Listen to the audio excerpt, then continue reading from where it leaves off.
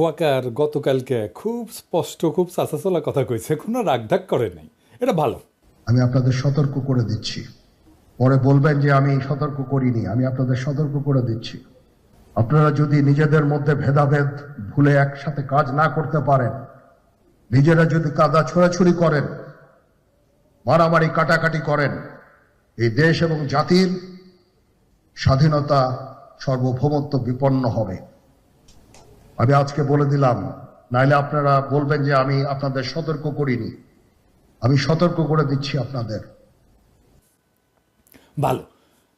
Army সবসময় চায় শত্রু তাকে লক্ষ্য করে গুলি ছুড়ুক। গুলি ছুড়লেই একমাত্র আপনি প্রতিপক্ষের অবস্থান বুঝতে পারবেন। ওয়াকার সাহেব নিজের অবস্থান জানাইছেন, নিজেরে দেশের বিপ্লবের ছাত্র জনতার আকাঙ্ক্ষার প্রতিপক্ষ বানাইছেন। আর অবশ্যই অবস্থান জানাইছেন, এটা তার একার অবস্থান না। এই অবস্থান ভারতের, এই অবস্থান আওয়ামী লীগের, এই অবস্থান বাংলাদেশের সুশীল এলিটদের, হয়তো কোনো কোনো রাজনৈতিক দলেরও আমি আর নাম বললাম না। তো সে কি বলিছে? এক number, police, RAB, NSI, DGFI এই সমস্ত প্রতিষ্ঠানকে দুর্বল করে তোলা যাবে না। এই সমস্ত প্রতিষ্ঠানের সদস্যদের বিচারের প্রশ্নটা এদেরকে দুর্বল না কইরা সমাধান করা লাগবে। দুই নাম্বার, নির্বাচন ডিসেম্বরে হইতে হবে এবং ইনক্লুসিভ হইতে হবে। ইনক্লুসিভ মানে এটা আওয়ামী লীগ থাকতে হবে, আওয়ামী লীগকে পার্টিসিপেট করতে হবে। তিন নাম্বার, বিডিআর বিদ্রোহের বিচার যা হয়েছে ঠিকঠাক হয়েছে, এটা নিয়ে আর আগানো যাবে না। চার নাম্বার, দেশব্যাপী যে হানাহানি মারামারি কাটাকাটি হইতেছে এগুলো বন্ধ করা লাগবে। উনি কইছেন মব, নানাবিধ মব বন্ধ করা লাগবে। এইসবের সার কথা কি? সার কথা হইল প্রফেসর ইউনূসের সরকারকে দ্রুত বিদায় নেওয়া লাগবে এবং বিপ্লবী তৎপরতাগুলো বন্ধ করা লাগবে। সোজা কথায় স্ট্যাবলিশমেন্টকে ঠিক রাখা লাগবে।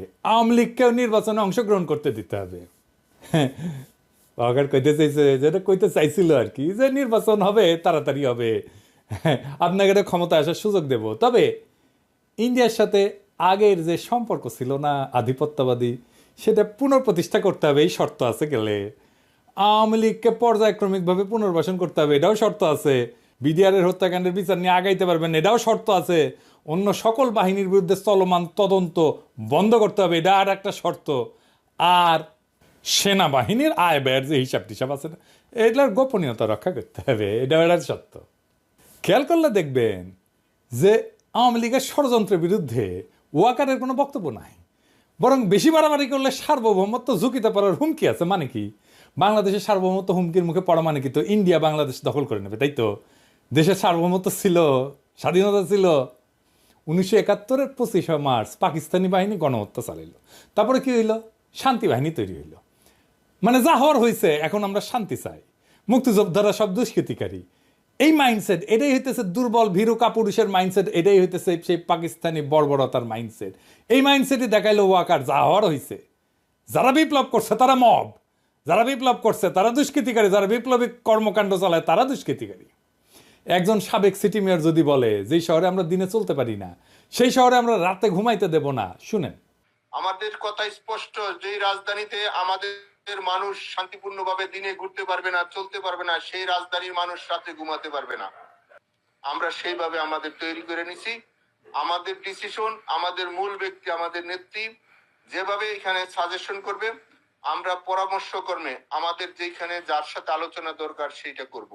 যেখানে হাসিনা বলে সহিংসতার নির্দেশ দেয়, শুনেন। 32 নম্বর যে হাত দিয়ে হাতুড়ি পিঠে ভেঙেছে আর ওই ট্রাক্টর চালিয়েছে, তাদের ওই হাত চিরদিনের মতো এমন করে দিতে হবে যেন প্রতি মুহূর্তে হাতের দিকে তাকিয়ে এটা যেন মনে করে যে এই হাত দিয়ে 32 নম্বর ভেঙেছে।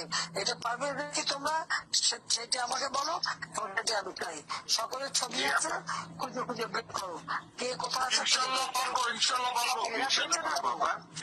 বেঁচে থাকবে সারা জীবন আর ওই হাত দেখবে, এটাই আমি চাই, আর কিছু চাই না। আর যেখানে আওয়ামী লীগেররা প্রকাশ্যে এরে ওরে জবাই করার কথা বলে, শুনেন আমারে জবাই করার কথা বলছে। পিনাকি ভট্টাচার্য ফ্রান্সে একটা লয়ের কথা বলি, if you kill someone you don't need to death penalty, maybe life in the prison 10 years 12 years। ফ্রান্সে কি বাংলাদেশের মানুষ নাই? পিনাকির মতন একটা কুকুর এই ধরনের কাজ করে যাবে আর বাংলাদেশের মানুষ এখানে বসে আছে? অ্যাসাইলাম মারা একটা কুকুর এখানে বসে আছে, এই কুকুরটা গলা কাইটা যদি এখানে কোনো মানুষের ডেথ পেনাল্টি হবে না, life in the prison, I am challenging. guys, I am sorry, sorry. I am sorry. এবার শোনেন, ইলিয়াসরা জবাই করার কথা বলছে। ইসলাম যদি আমাকে অ্যালাউ করতো কাউকে খুন করা, 1 নম্বরে আমি খুন করতাম, দিস গোয়িং টু লাইফ, 1 নম্বরে আমি খুন করতাম ওই ইয়েকে, কি বলে, ইলিয়াসকে। Is another talented but very deeply rooted within the wrong process, and this Hasanat guy. সেইখানে ওয়াকার কারে হানাহানি থামানোর কথা বলতেছে? কারে? হাসিনাকে তো বলে না। ওয়াকার বলে কাদা ছোড়াছুরির কথা, মানে রাজনৈতিক বিতর্ক থাকবে না সমাজে। 15 বছরের ফ্যাসিবাদের ভূত 7 মাসে দূর করা যাবে? ওয়াকারকে নিজে তার দায়িত্ব পালন করেছে। আওয়ামী লীগারদের ক্যান্টনমেন্টে আশ্রয় দিছে কে? দুর্বৃত্ত জেনারেলদের নিরাপদে পালায় যেতে সাহায্য করছে কে? দেশের রাজনৈতিক পট পরিবর্তনের সময় ইন্ডিয়ান সেনা প্রধানের সাথে সার্বক্ষণিক যোগাযোগ রাখছে কে? এই ওয়াকার। শুনেন ইন্ডিয়ান সেনা প্রধান কি বলে। I'm in touch with the chief of Bangladesh during the time of when this changeover took place. I was in constant touch with him, and even thereafter, in November 24, we had a video conference also. As far as the military cooperation is concerned, is again going up in the same way. Our officers have moved there for the NDC also. There is no let up on that side. When we talk about the relationship we should talk about when there is an elected government. So as of now, the relationship is with the military is well and perfect. এমনকি হাসিনার শেষ সময় সেনাবাহিনী নামায় তাদের দিয়ে বিক্ষোভকারীদের উপরে গুলি করা, ড্রোন দিয়া বিক্ষোভকারীদের ইন্টেলিজেন্স দিছে না আর্মি? ওয়াকার দিছে না? আয়না ঘরে প্রফেসর ইউনুসকে যাইতে বাধা দিছে না আর্মি? আয়না ঘরের ক্রাইম সিনকে তার আওতাধীন এলাকায় পরিবর্তন করে দেওয়া হয়েছে না? ওয়াকার যে বিকল্প ক্ষমতা কেন্দ্র কইরা সিসি হইতে চাইতেছে, তার যে খায় সেইটা, আর তার মাধ্যমে হাসিনার আর ইন্ডিয়ার ইন্টারেস্ট পুনর্বাসন করতে চাইতেছে, তা আমি অনেক আগে থেকে বলতেছি। এডিটর সাহেব দেখান আমার ভিডিওর থাম্বনেলগুলো, পাশের তারিখ দিয়ে দিয়েন কত তারিখে এটা দিচ্ছি। ওয়াকার সাহেবের বক্তব্যে ফ্যাসিবাদের পুনরুত্থানের লক্ষণ স্পষ্ট। ওয়াকার যা বলছে তার মধ্যে পতিত সরকারের দালালদের রক্ষা করার ইঙ্গিত স্পষ্ট। তর্জনী উঠায় সবাইকে সতর্ক করছেন ওয়াকার সাহেব। ওই তর্জনী আমরা চিনি, ওইটা মুজিবের স্বৈরাচারী তর্জনী, ওইটা হাসিনার ফ্যাসিস্ট তর্জনী, ওইটা মোদির হিন্দুত্ববাদী তর্জনী। এই হেডম কই থেকে আসে তা আমরা জানি। ওয়াকার সাহেব মেলা সেনা প্রধান আসতে গেছে, ওই চেয়ারে যতদিন ততদিনই হেডম। মাথায় রেখেন কথাটা, এটা কোনো হেডম না। যাদের সাথে খেলতে আসতেছেন তাদের হেডম চেয়ারের উপরে না, তাদের হেডম রাস্তায় জনতার শক্তিতে। আসেন এডা এডা করে ধরি। সেনাবাহিনী আর সেনাপ্রধানের প্রতি বিদ্বেষ কেন? হাসিনা বলতো আমার অপরাধটা কি? শুনেন, দেশবাসীর কাছে আমি বিচার চাই, কি অপরাধটা কি করেছি। আর হাসিনার বনজামাই ওয়াকার বলে সে নাকি জানেই না কেন লোকে তার উপরে বিলা। এটা কি ফ্যামিলির ঐতিহ্য ওয়াকার সাহেব?